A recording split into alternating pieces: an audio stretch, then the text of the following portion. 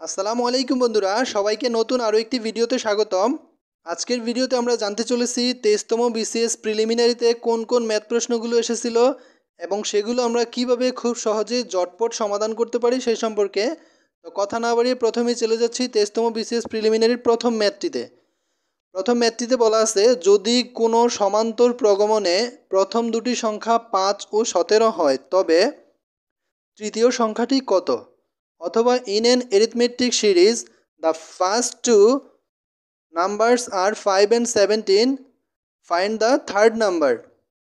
তো এখানে আমরা বাংলার পাশাপাশি ইংরেজি দিয়েছি, কারণ আমরা অনেকেই বিসিএস এর পাশাপাশি ব্যাংক জবের এবং আইবি এর প্রস্তুতি নিতে যাচ্ছি, তাদের জন্য ইংরেজি ভার্সনটাই প্রয়োজন হবে, সেই কারণে আমরা দিয়েছি।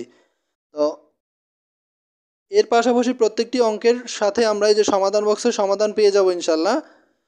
এই অঙ্কের যে সমাধান বলাই ছিল যে প্রগমন, তা আমরা মনে করি তৃতীয় সংখ্যাটি ক। তো যেহেতু সমান্তর প্রগমন, তাহলে আমরা লিখতে পারি তৃতীয় পদ মাইনাস দ্বিতীয় পদ সমান হচ্ছে দ্বিতীয় পদ মাইনাস প্রথম পদ। তো এখানে আমরা তৃতীয় পদের মান ধরেছিলাম ক, মাইনাস দ্বিতীয় পদের মান হচ্ছে 17 এবং দ্বিতীয় পদের মান 17 মাইনাস প্রথম পদের মান হচ্ছে ক। তো এই পাশের যদি মাইনাস 17 আমরা এই পাশে নিয়ে আসি তাহলে হচ্ছে প্লাসের 17 এবং প্লাসের 17 সাথে প্লাসের 17 যোগ করলে হয় প্লাসের 34 এবং এখান থেকে যদি আমরা 5 বিয়োগ করি তাহলে 34 থেকে 5 বিয়োগ করলে আমরা পাচ্ছি 29। তার মানে তৃতীয় সংখ্যাটি হলো 29 এবং এই প্রশ্নের উত্তর 29।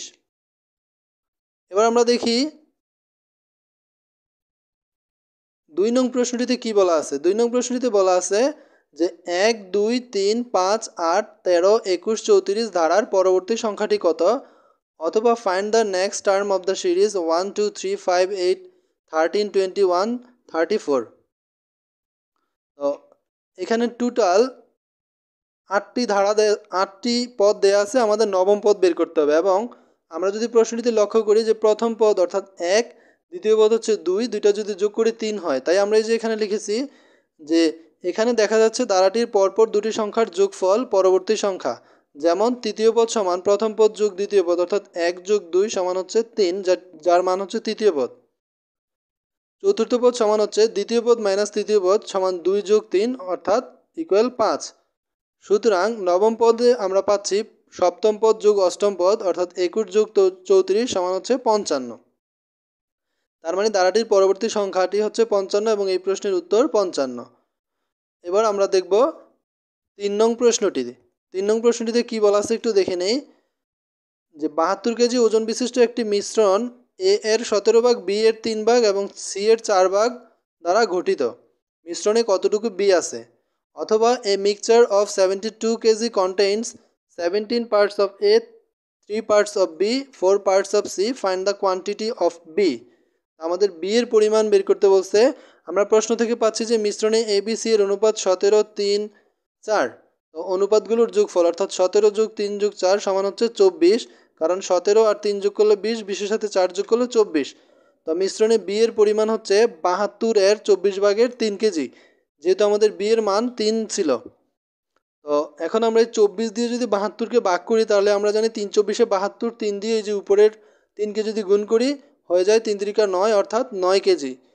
তার মানে মিশ্রণে বি আছে 9 কেজি এবং এই প্রশ্নের উত্তর 9 কেজি। এবার আমরা দেখি 4 নং প্রশ্নটি কি বলা আছে। তো 4 নং প্রশ্নটিতে আমরা দেখতে পাচ্ছি যে কোনো স্কুলে 70% পরীক্ষার্থী ইংরেজি এবং 80% পরীক্ষার্থী বাংলায় পাশ করেছে, কিন্তু উভয় বিষয়ে 10% ফেল করেছে। যদি উভয় বিষয়ে 300 জন পরীক্ষার্থী পাশ করে থাকে তবে ওই স্কুলে কতজন পরীক্ষা দিয়েছে? তো এখানে আমরা দেখতে পাচ্ছি শুধু ইংরেজিতে ফেল করে 100%-এর থেকে 70% এবং উভয় বিষয়ে যেহেতু 10%, তো এটা বিয়োগ করলে অর্থাৎ 100 থেকে 70 এবং 10 বিয়োগ করলে আমরা পাচ্ছি 20 জন, যা হচ্ছে শুধু ইংরেজিতে ফেল করে। একইভাবে শুধু বাংলায় ফেল করে 100 থেকে 80%, এর থেকে যদি উভয় বিষয় যে 10%, তো এই দুইটা বিয়োগ করলে অর্থাৎ 100 থেকে 80 ও 10 বিয়োগ করলে আমরা পাচ্ছি 10 জন, যেটা শুধু বাংলায় ফেল করে।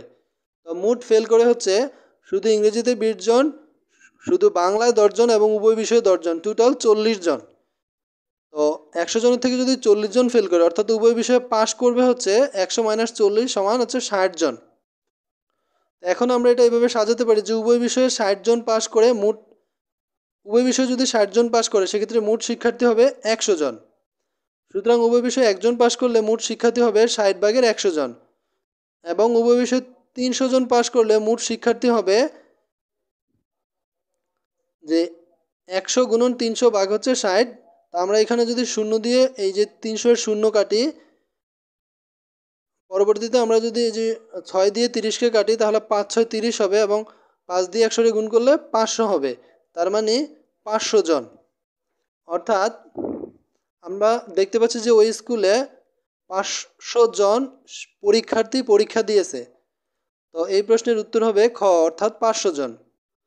এখন আমরা দেখি 5 নং প্রশ্নটি, যে একজন মাঝি স্রোতের অনুকূলে 2 ঘন্টায় 5 মাইল যায় এবং 4 ঘন্টায় প্রাথমিক স্থানে ফিরে আসে, অর্থাৎ সে যেখান থেকে রওনা দিয়েছে পুনরায় সেখানে চলে আসে।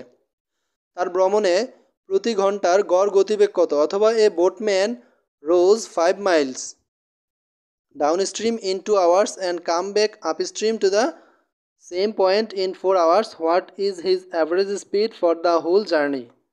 তো এখানে তার গড় গতিবেগ বের করতে বলছে। আমরা দেখতে পাচ্ছি যে মোট দূরত্ব অতিক্রম করে 5 মাইল যোগ 5 মাইল, অর্থাৎ যাওয়ার সময় 5 মাইল, আসার সময় 5 মাইল, টোটাল 10 মাইল। তার মোট সময় ব্যয় হচ্ছে 2 ঘন্টা প্লাস 4 ঘন্টা, অর্থাৎ 6 ঘন্টা। তার মানে সে 6 ঘন্টা অতিক্রম করে 10 মাইল। সুতরাং সে 1 ঘন্টায় অতিক্রম করে হচ্ছে 6 ভাগের 10 মাইল, বা এটাকে আমরা 2 দিয়ে কাটাকাটি করলে 3 ভাগের 5 মাইল। এটা সমান আমরা লিখতে পারি যে 1 সমস্ত 3 ভাগের 2 মাইল। অর্থাৎ তার গড় গতিবেগ ছিল ঘন্টায় 1 সমস্ত 3 ভাগের 2 মাইল, অর্থাৎ এই প্রশ্নের উত্তর হচ্ছে খ, 1 সমস্ত 3 ভাগের 2 মাইল। এখন দেখি আমরা 6 নং প্রশ্নটি। খুব ইজি একটা প্রশ্ন, যে m সংখ্যক সংখ্যার গড় a এবং n সংখ্যক সংখ্যার গড় b হলে সবগুলো সংখ্যার গড় কত? অথবা the average of m numbers is a and that of n numbers is b, find the average of total numbers. সবগুলো সংখ্যার গড় বের করতে বলছে। এখন আমরা যদি দেখি যে m সংখ্যক সংখ্যার গড় a হলে এর যোগফল হবে, যে গড়ের সাথে সংখ্যা গুণ করলে আমরা পাচ্ছি যোগফল, অর্থাৎ m a।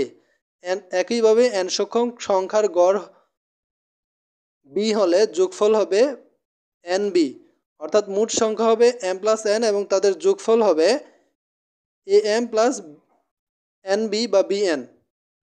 তার মানে তাদের গড় আমরা পাবো am plus bn by m plus n, অর্থাৎ এই প্রশ্নের উত্তর হবে গ।